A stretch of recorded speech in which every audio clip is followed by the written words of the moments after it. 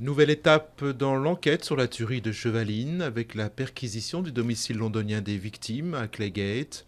En France, les gendarmes ont repris les recherches samedi matin sur une zone élargie autour du lieu des crimes. Les autopsies ont révélé que les 4 victimes avaient toutes reçu 2 balles dans la tête. Une vidéo des otages français enlevés au Niger diffusée sur un site mauritanien d'information en ligne. Les 4 otages y apparaissent séparément. Pierre Legrand, Marc Ferret, Daniel Laribe et Thierry Doll s'expriment tour à tour. Les 4 hommes ont été enlevés le 16 septembre 2010 au nord du Niger et sont depuis aux mains d'Al-Qaïda au Maghreb islamique.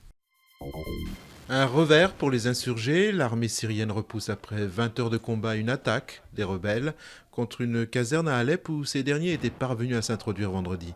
Sur le plan diplomatique, les Européens veulent renforcer les sanctions contre le régime de Bachar el-Assad. Polémique autour de Bernard Arnault, le patron français de l'empire du luxe LVMH, voudrait devenir l'homme le plus riche de Belgique. Le multimilliardaire a en effet demandé fin août à être naturalisé belge. Une démarche qui fait l'effet d'une bombe en plein débat sur la taxe à 75% des très hauts revenus. Bernard Arnault dément toute tentative d'exil fiscal, précisant qu'il est et reste résident fiscal français. Bon début pour l'équipe de France dans la course à la qualification pour le Mondial 2014. Les Bleus se sont imposés 1-0 face aux Finlandais vendredi soir à Helsinki. Un but marqué par le milieu de terrain Boudiaby.